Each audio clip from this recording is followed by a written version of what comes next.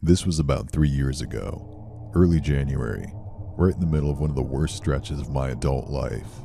I'd just gone through a breakup and ended a 4-year relationship, lost my apartment along with it since we'd been splitting rent, and was temporarily crashing at my older sister Dana's spare room. Dana's great, genuinely, but there's something suffocating about being 31 years old and sleeping in a room that still has a poster of a boy band on the wall. Every morning I woke up feeling like I was slowly disappearing. Dana's the kind of person who fixes problems by filling them with activity. So when she mentioned that a coworker of hers, a woman named Paulette, needed someone to check on her family's rental cabin in the Catskills, Dana volunteered me before I can open my mouth. 3-hour drive upstate, midweek, totally empty property. Paulette needed someone to make sure the pipes hadn't frozen and to photograph some water damage near the back wall for insurance. She'd pay me $200 and cover gas. I said yes for the same reason I was saying yes to almost everything that winter. Having somewhere to be felt better than not having somewhere to be. I drove up on a Wednesday. The Catskills in early January are stark in the way that's almost beautiful. Bare trees against a white-gray sky. Roads dusted with old snow nobody had bothered to clear. The cabin was down a long, unmarked road where the pavement eventually became gravel. Smaller than I expected. 2 bedrooms, 1 bathroom. A main room with a wood stove and a narrow loft accessible by a ladder that was more of a steep staircase. Hunting prints on the wall. A mounted fish above the fireplace. A stack of board games that hadn't been touched since the early 2000s. I did the walkthrough quickly, photographed the damage, checked the pipes, wrote down what Paulette needed. Everything was fine. It was already past 5 when I finished. The sun was already gone the way it disappears in January. I'd driven 3 hours to spend 40 minutes working, and turning right back around felt almost offensive. I texted Dana asking if I could stay the night. She checked, came back with a thumbs up and the Wi-Fi password. I made pasta from the dry goods in the pantry, watched something on my laptop, drank a beer, and by 10 o'clock I was more relaxed than I'd been in weeks. Something about the total quiet worked on me. No street noise, no neighbors, just the occasional creak from the structure settling in the cold. I took the main bedroom and fell asleep fast. I don't know what time it was when I woke up. Late enough that the room was completely dark. Early enough that it felt like it was the middle of the night. I lay there trying to figure out what had pulled me from sleep. Sometimes you wake up and don't know why. I assumed that was it. Then I heard it. A sound from somewhere in the cabin. Not loud. That was the thing that unsettled me the most. If something had crashed, I could have written it off as the wind or an animal. This was quieter. Soft and deliberate. Like something being carefully set down. I told myself it was nothing. I almost convinced myself. But sleep wouldn't come back. And the longer I lay there, the more aware I became of the silence that followed. It was a listening kind of silence. The kind where you feel like whatever's on the other side of the door is holding its breath the same way you are. I reached for my phone. 3:14. I turned on the flashlight, pointed it at the door and stared. I can't explain why I got up. Rationally, I should have just locked the door and called someone. But there's a particular dread that draws you toward the thing that scares you, just to end the uncertainty. I eased the door open and swept the flashlight across the main room. Nothing. The wood stove, the couch, the board games, the mounted fish watching from above the mantel. I checked the bathroom, checked the second bedroom. Both empty. But when I pointed the light toward the loft, my stomach dropped. There was a sleeping bag up there, rolled out flat with a clear impression of someone having slept in it. A water bottle, a canvas bag sitting open with the edge of a folded flannel shirt visible inside. Someone was staying here. My first instinct was to leave, just grab my keys and go, but the front door chain was still latched from the inside. The chain I had secured before bed. Whoever was up there hadn't come through the front. I was already dialing before I fully decided to.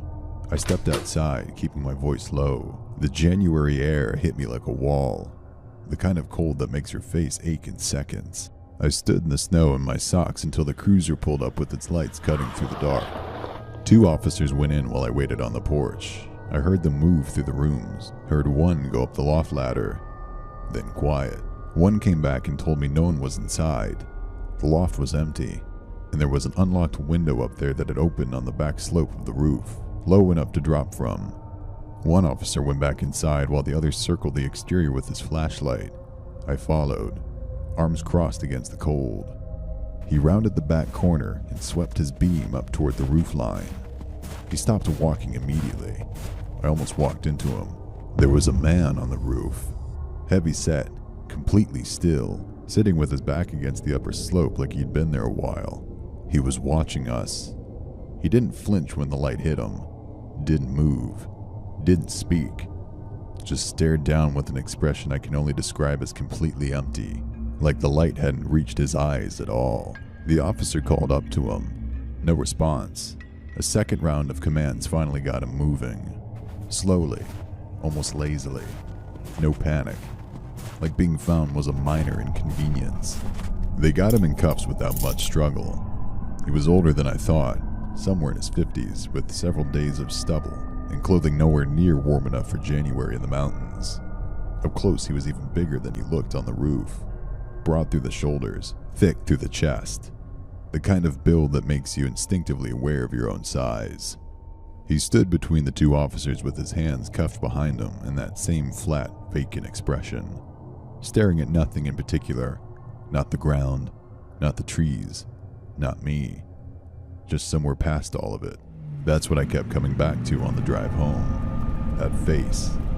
That total absence of anything behind it.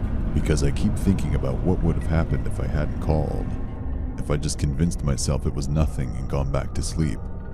What if I'd come face to face with him, alone, in that narrow, dark cabin? He had to have been pushing 250 pounds.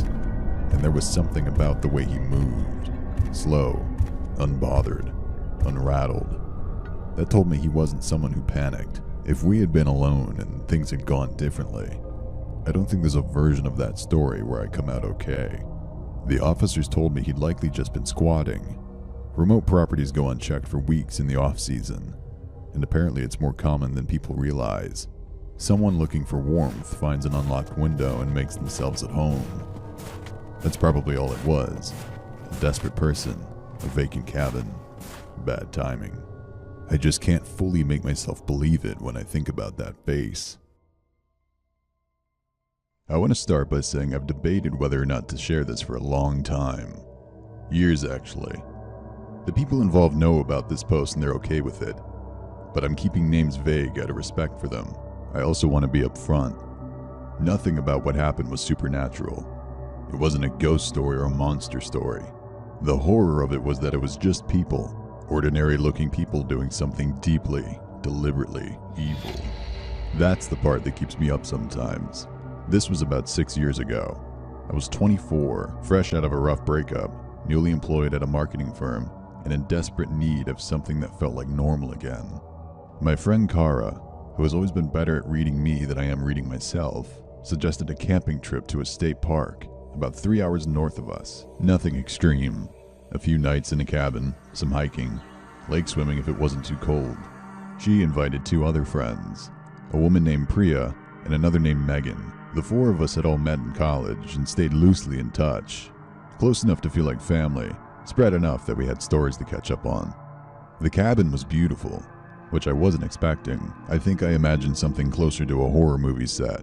Moldy walls, one functioning light bulb, a porch that had given up on itself. Instead, we got hardwood floors, a wraparound deck, and a wood-burning fireplace that Megan immediately claimed as her personal project for the entire trip. We arrived on a Thursday afternoon, unpacked, made dinner, and sat around talking until well past midnight. It was the most relaxed I'd felt in months. Kara kept catching my eye and smiling like she wanted credit for it. I gave it to her. The second night is where I need to slow down. We'd spent the day hiking at a trail that wound around the eastern edge of the lake. It was a good day. Tired legs, sunburnt shoulders, the pleasant ache of having used your body for something. After dinner, we took our drinks down to the small dock at the end of the property and sat with our feet hanging over the water. The sky was doing something extraordinary, the kind of purple-black that you usually only get far from the city lights. And we were all pretty quiet in the way you get quiet when something is genuinely beautiful and you don't want to ruin it. That's when Megan noticed the lantern. It was across the lake, maybe a quarter-mile out, a warm glow that swayed slightly like it was being carried. We watched it for a while without saying anything. It moved along what must have been the far bank, unhurried, just drifting through the tree line. There was something almost meditative about it. Priya said it was probably another camper. Kara agreed. We went back to our drinks, but the lantern stopped moving. It just sat there, fixed and glowing across the water, pointing at nothing, pointed at us. It stayed that way for a long time, long enough that it started to feel less like a coincidence and more like intention. I almost said something about it, but I didn't want to be the person who soured the mood, so I didn't. We went back inside around midnight. I remember lying in bed and listening to the lake, and the way still water makes almost no sound at all, and somehow that's worse than if it made a lot. I fell asleep eventually, but not easily. The next morning, 2 men appeared on the trail beside our cabin. They were friendly. That's the first thing I want you to understand. They were the specific kind of friendly that puts you at ease without realizing it's doing that. Mid-30s, outdoorsy looking, good at conversation. They said they were staying 2 cabins down from us and spotted us on the trail the day before. One of them had a dog, a yellow lab, and if you want to disarm 4 women in the woods, bringing a friendly dog isn't such a bad strategy, though I'm sure I'm giving them too much credit by assuming they planned that. Maybe they didn't. I honestly didn't know. They chatted with Priya and Megan near the deck while Kara and I finished breakfast inside. I watched through the window. The guys were relaxed, joking around. The dog was losing its mind over a pine cone. Everything looked fine. I said as much to Kara. She watched for a moment and then said, "The one on the left hasn't taken his eyes off the cabin." I looked. She was right.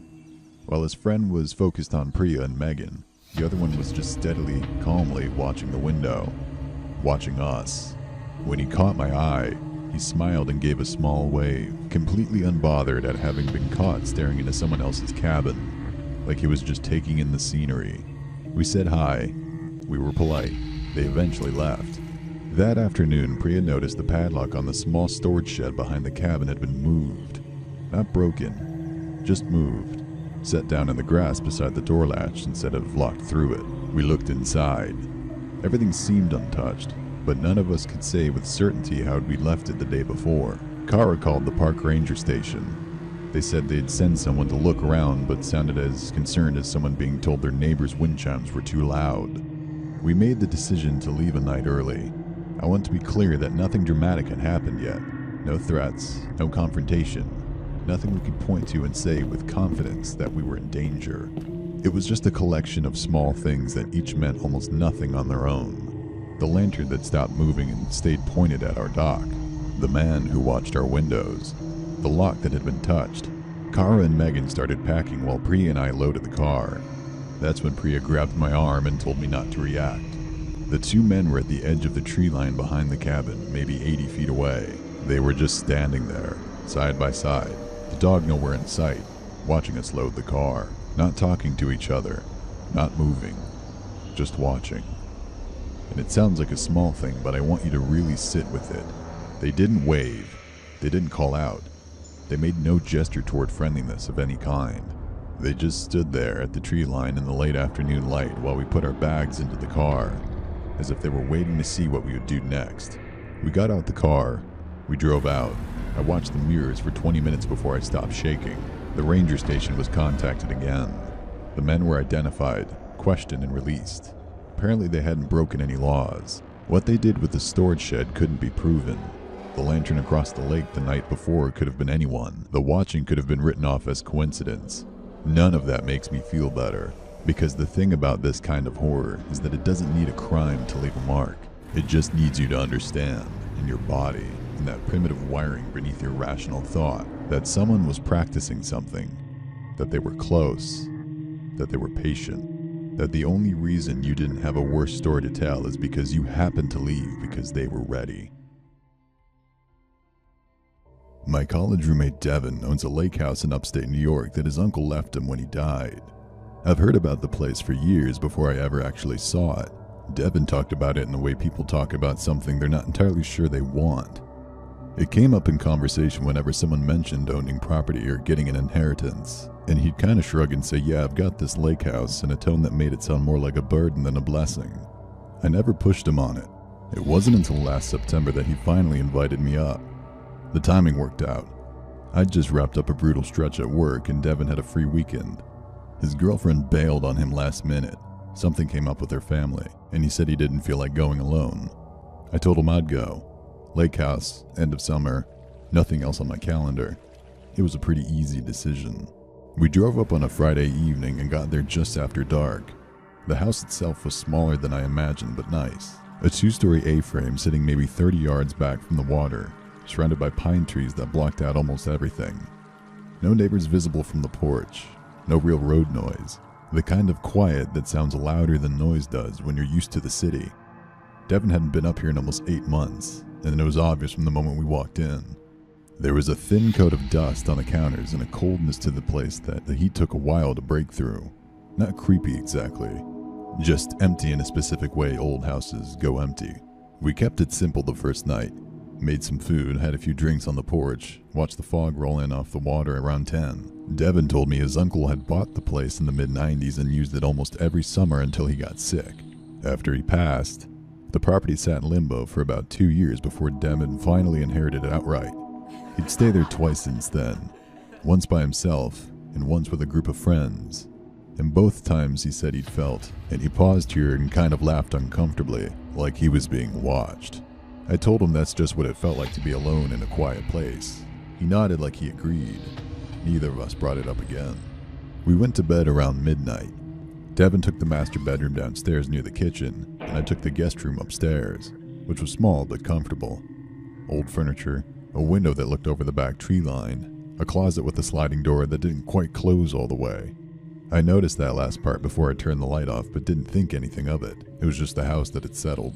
I woke up sometime around 3 in the morning. I didn't know why at first. There was no sound, no dream I could remember, nothing obvious. I just came out of sleep the way you sometimes do when something's wrong but your brain hasn't figured it out yet. I lay there on my back staring at the ceiling and waited to fall back under. But I didn't. Instead, I became increasingly aware of a feeling that took me a few minutes to identify. It was the air. The room felt different, warmer than it had when I fell asleep. Not drastically, not enough to wake me up on its own, but enough that when I turned my head, I noticed the window on the far wall was open. I'd remembered closing it. I stayed completely still for a moment. Then I got up, shut the window, and latched it. I told myself I must have not latched it properly the first time. The wood was old, the frame swollen from the lake air. It probably just drifted open on its own. I got back in bed, lay there for another 15 minutes, eventually fell back asleep. In the morning, I mentioned the window to Devin over coffee, mostly just making conversation. He put his mug down and looked at me. Which window? The one above the bed, the one facing the trees out back. He said that window didn't open. He said the latch on it was broken years ago, rusted shut, and his uncle had never gotten around to fixing it. He hadn't even thought about it since. He looked at me in a way you look at someone when you're not sure if they're messing with you. I told him I wasn't. We went upstairs together and looked at it. The window was closed. The latch was, in fact, rusted almost completely through. To open it from the inside would have taken real effort. To open it from the outside would have required someone to either break the latch or bypass it entirely. The latch had been broken, not rusted open, broken clean. Devin called a locksmith that afternoon and had every ground floor entry point checked. The guy found nothing tampered with, no forced entry, no signs of anyone had come through the door or low window. He charged Devin $140 and drove away. We stood in the driveway for a while without saying much. I want to say we left after that. I wish I could say we did. But Devin had driven 3 hours to get up there, and neither of us had any solid reason to leave. Not when we could have explained out loud without feeling like we were overreacting. So we stayed another night. We left every interior light on. Devin slept with his door locked. I pushed the dresser in front of my door and wedged a chair underneath the closet handle, even though I knew it didn't make complete sense. Nothing happened that night. No sounds, no windows. Nothing out of place in the morning. We packed up and drove home, and we didn't talk much on the way back. It was about 3 weeks later when Devin called me. He hadn't been back to the house. He'd been up to the property records, though, going through some of his uncle's old paperwork, because he couldn't let it go. He'd been trying to figure out if anyone else had any claim on the property, any other relative who might have a key, some explanation for what happened. He didn't find any other relative. What he found was a rental agreement, a handshake deal his uncle made years back, informal and undocumented beyond a single sheet of paper, with a man who had apparently been using the spare bedroom upstairs through the off-season months for most of the early 2000s. There was a name on the paper, a phone number with an area code Devin didn't recognize, and a single line at the bottom where his uncle had written, in careful cursive of someone who didn't want to forget, "Key never returned." Devin said he stared at that line for a long time. He said he hasn't been back to the house since. He told me he's thought about selling it, just offloading the whole thing and being done with it. But he can't bring himself to do it yet, not until he knows who that name belongs to. He said he doesn't want to hand the keys to a stranger when there might already be someone out there who thinks he has claim to the place. He told me he's been trying to track down the name on the rental agreement. Old phone number, no social media presence, nothing. Just a name on a piece of paper his uncle had folded and tucked in the back of a filing drawer like he wanted to forget about it too. Last I heard, he was still looking.